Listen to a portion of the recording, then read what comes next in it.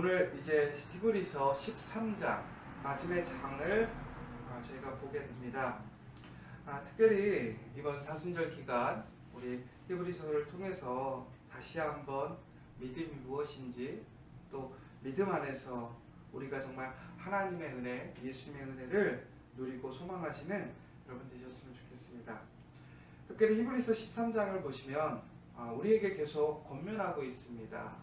그런데 이 권면의 내용을 보자면 특별히 이제 구약에서 이야기하고 있는 율법적인 그런 내용과 오늘 이제 신약 안에서 또 예수님의 제자들이 권면하는 내용이 크게 다르지 않음을 우리가 다시 한번 볼 수 있는 것이죠.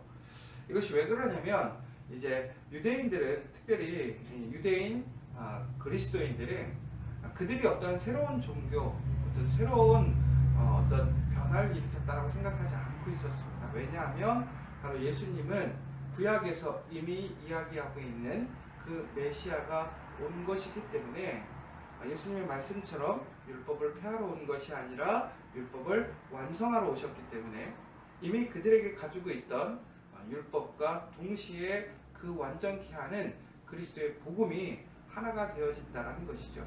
그래서 기본적인 가르침과 또한 말씀은 변함이 없습니다. 왜? 하나라도 버릴 것이 없기 때문에. 그러면서 오늘 히브리서 13장에 보면 마찬가지로 우리가 구약을 통해서, 율법을 통해서 보고 있는 그 내용들을 다시 한번 또 예수 그리스도 안에서 우리가 어떻게 살아가야 되는지, 또 무엇을 해야 되는지에 대한 권면을 이야기해 주고 있습니다. 특별히 오늘 히브리서 13장 1절을 보면 형제 사랑하기를 계속하고, 그 다음에 두 번째 손님 대접하기를 잊지 말라라고 나와 있습니다. 이미 말씀드렸던 것처럼 이것은 율법에서도 이야기하고 있는 내용입니다. 그런데 오늘 이 형제를 사랑한다라는 것이 어떤 형제인가라는 것이지요. 구약에서는 우리가 형제라고 했을 때는 혈연적인 집단, 우리 안에 공동체에 있는 사람을 얘기를 했던 것이죠. 그런데 이제 신약으로 넘어와서는 이 형제라는 것, 가족이라는 개념이 더 확대가 되었죠. 어떻게 확대가 되었냐면 예수 안에서 새로운 가족, 새로운 형제가 생긴 것입니다. 그래서 예전에 보자면 우리가 형제를 사랑하라 라고 하는 것은 단순히 혈연적인 내 가족 안에서의 형제, 우리 가족을 사랑하라는 이야기였지만, 이제 예수님이 오심으로 인해서 우리가 사랑하고 또한 섬겨야 될 대상은 단순히 우리 가족뿐만이 아니라 예수 그리스도 안에 있는 모든 형제와 자매, 더 나아가서는 공동체의 사람들을 사랑하라 라고 얘기를 하고 있다는 것입니다. 혹시 형제 자매를 사랑하고 계십니까? 이게 참 쉽지가 않은 것 같아요.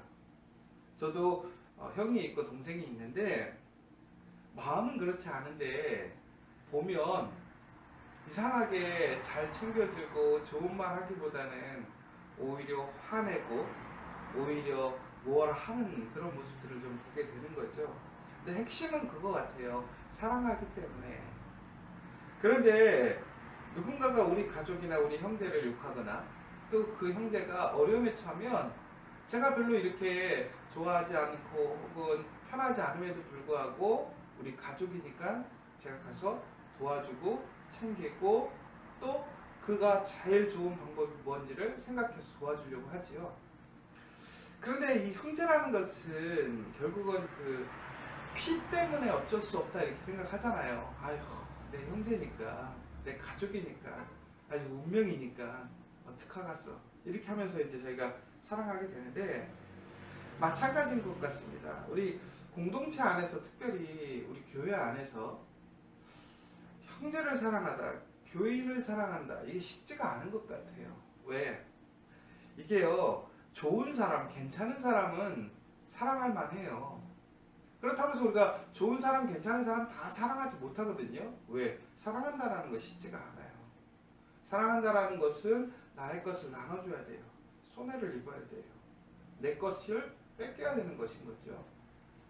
그런데 내가 그냥 괜찮은 사람, 좋은 사람에게도 그런 것들을 나눠주기가 여의치가 않은데, 정말 오히려 반대로 불편하게 하는 사람, 힘들게 하는 사람을 사랑하고 또한 그 사람들을 섬긴다라는 것은 쉬운 일이 아닌 것이죠.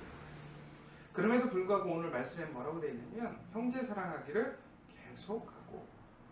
근데 여기는 두 가지 의미가 있는 거죠. 계속하기 위해서 첫 번째 어떻게 되냐면 형제를 사랑해야 돼요. 과거부터 현재까지. 그리고 더 나아가서는 형제를 계속 사랑하려면 어떻게 해야 돼요? 그것이 미래까지 지금도 이루어져야 되는 것이고 미래에도 이루어져야 된다는 것이죠. 여러분, 우리 공동체 안에 불편한 사람이 있습니까? 내 마음을 상하게 하고 어렵게 하고 짜증나게 하는 사람이 있습니까? 그럼에도 그가 예수 안에 있는 그 예수의 보혈의 피로 생명되어진 한 사람이라면 사랑하시고 숨기는 여러분들이 되셨으면 좋겠습니다. 이것이 바로 예수님께서 우리에게 말씀하시는 십자가의 사랑인 것입니다. 두 번째는 손님 대접하기를 잊지 말라. 그런데 이 손님이라는 것은요, 단순히 우리가 존귀히 여기는 혹은 나에게 유익이 되는 손님만을 이야기하는 것이 아닙니다. 다른 성경에선 이제 이렇게 얘기를 하고 있습니다. 나그네라고 얘기를 하고 있어요. 이 손님이라는 것은. 그러니까 이 손님이라는 것은 나랑 관계되어져 있는, 나 이해관계에 있는 분이 아니라 정말 그냥 지나가는 사람, 모르는 사람, 낯선 사람, 이질적인 사람을 얘기를 하는 거예요.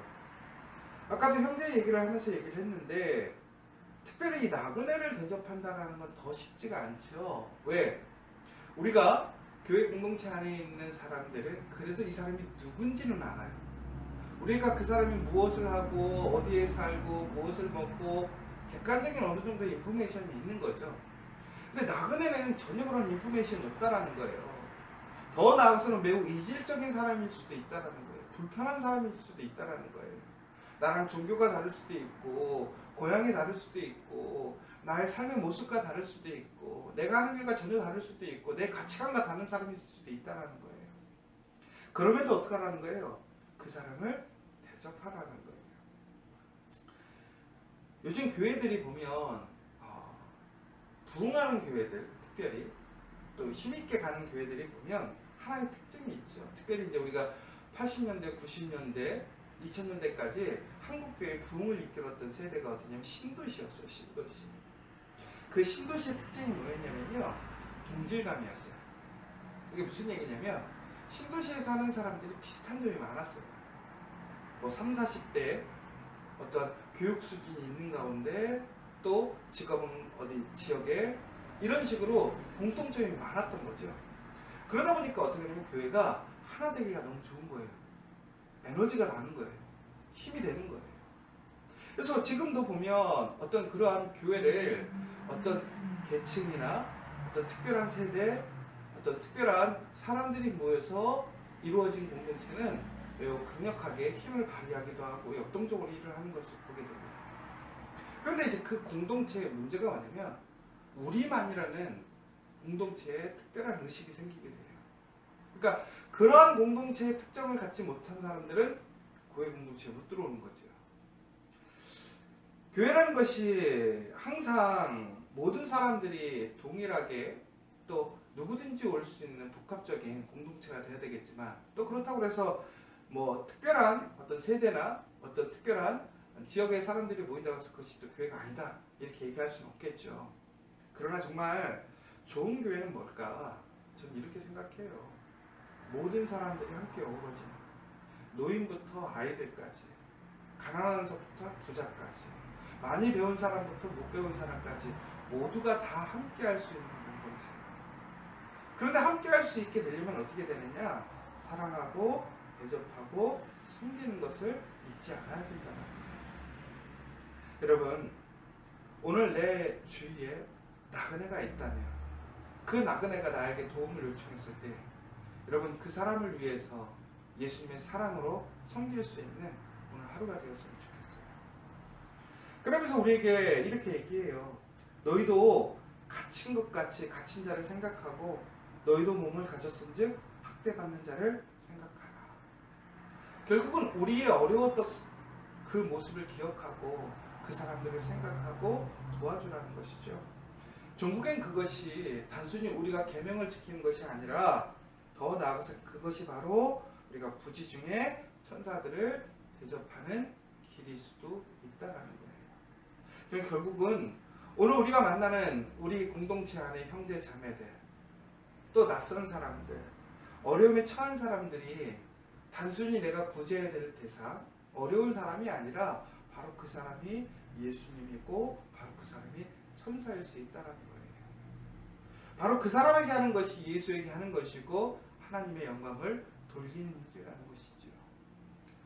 그러므로 오늘 여러분 정말 누구에게든지 예수에게 행하듯 하나님께 행하듯 하는 모습으로 섬기고 사랑하는 여러분과 우리 공동체가 되었으면 좋겠습니다. 바로 그때 하나님의 은혜가 있는 거예요. 하나님의 복이 있음을 기억하셨으면 좋겠어요. 그러면서 이제 또 이런 이야기를 하고 있습니다.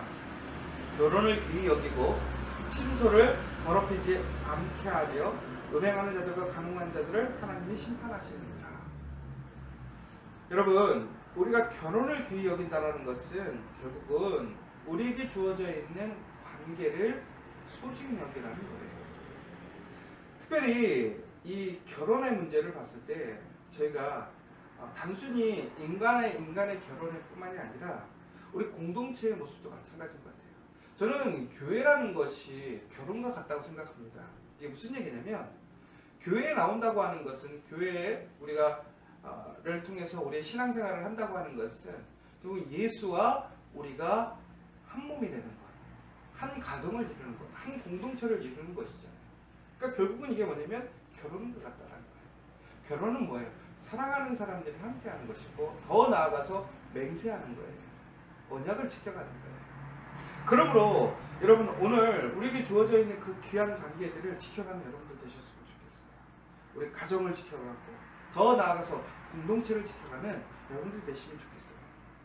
그리고 5절에 보시면 돈을 사랑하지 말고 있는 바를 족한 줄로 알라라고 나와 있습니다.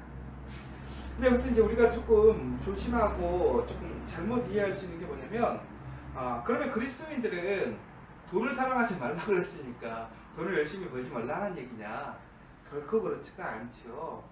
분명히 오늘 보면 뭐라고 되어 있냐면 돈을 사랑하지 말고 있는 바를 족한 줄로 알라라고 되어 있어요. 그럼 결국 이게 무슨 얘기냐? 내 욕심으로 돈을 구하지 말라는 거예요. 너무나 돈에 얽매이지 말라는 거예요. 왜? 이미 나에게 있는 것이 있으니까. 그러면 여기서 이제 중요한 바는 내가 가진 것에 대해서 만족하라는 자족의 개념인 건데 이 무엇을 가졌느냐라는 거예요. 그러니까 내가 오늘 돈이 별로 없어. 그럼 이 돈이 없는 것에 대해서 만족하라는 것이냐? 그 얘기가 아닌 거죠. 무슨 얘기냐면 돈을 사랑하지 말고 있는 바를 사랑하라고 하는데 그 밑에를 보면 뭐라고 되어 있냐면 내가 결코 너희를 버리지 아니하고 너희를 떠나지 아니하리라 라고 나와 있거든요. 이게 무슨 얘기냐면 바로 예수님께서 우리와 함께 하시고 우리를 지키시고 우리를 떠나지 않으시고 우리를 버리지 않으시고 우리와 언제나 동일하게 함께 하신다는 얘기죠. 그러면 결국은 뭐냐? 우리가 돈이 없어도 우리가 두렵지 않은 이유가 뭐예요? 내가 돈이 많이 없어도 내가 오늘 이 하루를 살아갈 수 있는 힘의 원동력이 뭐냐 이거예요. 돈이 아니라 바로 예수 그리스도라는 거죠. 결국은 우리가 가지고 있는 게 뭐냐? 세상에 돈도 있고 학식도 있고 여러 가지가 있어요. 그런데 그 중에서 가장 존귀한 게 뭐냐 이거예요. 예수 그리스도라는 거예요. 우리가 예수를 가졌으면 돈이 필요 없고 음식이 필요 없고 이게 아니라 정말로 가장 소중하고 가장 가치 있는 예수가 있기 때문에 다른 것이 부족해도 우리가 어떻게 해요? 그 부족함을 통해서 우리의 생명이 위협받거나 우리의 삶이 어려워지지 않는다라는 것이죠. 결국은 예수만 있으면 우리에게는 부족함이 없다라는 거예요. 그것을 기억하라는 거예요. 그런데 현대인들은 어떻게 해요? 예수가 있음에도 예수가 우리와 함께 있고 예수가 내 안에 있음에도 불구하고 우리는 어떻게 하는 거죠? 돈을 소망해요. 세상의 것을 소망해요. 왜? 그것이 더 예수보다 크다고 생각하기 때문에 그렇다는 것이죠. 여러분은 진정으로 예수가 가장 중요한 분이심을 여러분들은 말씀하고 계시는지 한번 살펴봤으면 좋겠어요. 그러면서 이렇게 얘기해요. 주는 나를 돕는 이시니 내가 무서워하지 아니하겠노라. 사람이 내게 어찌하리요. 이런 고백이 바로 믿음의 사람들에게 나온다는 거예요. 여러분, 오늘 그러한 고백이 여러분들의 고백이 되었으면 좋겠어요. 더 나아가서는 마지막으로 이렇게 얘기하고 계십니다. 하나님의 말씀을 너에게 일러주고 너희를 인도하던 자들을 생각하며 그들의 행실의 결말을 주의하고 그들의 믿음을 본받으라. 예수 그리스도는 어제나 오늘이나 영원토록 동일하시니라. 결국은 예수님은 바로 2000년 전의 그 모습과 오늘의 모습, 그 능력은 동일하십니다. 우리를 사랑하시고 우리를 구원하시고 우리를 지키시고 우리를 이끌어주시는 그 능력은 동일하십니다. 그러므로 우리가 소망하고 바라야 될 것은 뭐냐? 바로 하나님의 말씀을 붙들고 정말로 그 하나님의 말씀대로 살아가는, 그래서 그 믿음을 증거하는 사람들이 되어야 된다는 거예요. 그러면서 우리 앞에 나와 있는 많은 선진들이 보여줬던 그 사람들을 보고 기억하고 그들의 결말을 보고 정말로 믿음으로 본받는 삶이 되라는 것이죠. 그러면서 저는 마지막으로 이런 결론을 하게 됐어요. 우리에게 주어지는 도전이 있다는 거죠. 뭐냐면 너희가 바로 그러한 사람이 되라는 거예요. 그리스도의 말씀을 선포해주고 너희가 그 사람들을 인도하고 더 나아가서는 우리의 삶의 결과를 통해서 예수 그리스도의 복음을 전해주고 우리를 본받게 하라는 거예요. 여러분, 참 무서운 말 아니에요? 어려운 말 아니에요? 나를 통해 예수를 보게 하라는 거예요. 나의 삶의 결과를 통해서 정말로 믿음을 본받고자 하는 사람들이 일어나게 하라는 거예요. 여러분, 그것이 가능한가요? 예수를 믿고 예수를 의지하고 살아가면 가능합니다. 예수를 믿으면 내 삶의 결과가 하나님의 영광으로 결말지어짐을 믿으시기 바랍니다. 오늘 여러분 그 소망으로 살아가셔야 해요. 이렇게 기도했으면 좋겠어요. 하나님, 내 삶을 통해서 예수의 증거가 되길 원합니다. 예수의 결말이 되길 원합니다. 내가 믿음의 증거가 되고 믿음의 본이 되길 원합니다. 하나님, 내 삶을 책임져 주시고 내 삶을 이끌어 주시고 내 삶이 하나님의 영광이 되게 하여 주시옵소서. 내 가정이, 내 사업장이, 우리 공동체가 그런 아름다운 하나님의 그러한 본이 되는 공동체, 본이 되는 사람, 본이 되는 사업장이 될 수 있도록, 그래서 하나님의 증거, 하나님의 역사를 일으키는 여러분 되시기를 간절히 소망합니다. 오늘 이 시간 함께 기도했으면 좋겠습니다. 히브리서 13장은 우리에게 다시 믿음으로 우리가 무엇을 해야 되는지를 보여주고 있습니다. 그 믿음의 삶을 통해서 우리는 그리스도의 증거가 될 수 있습니다. 우리의 삶을 통해서 그리스도의 복음의 결말이 이루어질 수 있습니다. 그것을 소망하십시오. 더 나아가서 우리의 삶을 통해서 믿음의 사람들이 세워지는 그 역사를, 그 소망을 꿈꾸시는 오늘 하루가 되기를 간절히 소망합니다.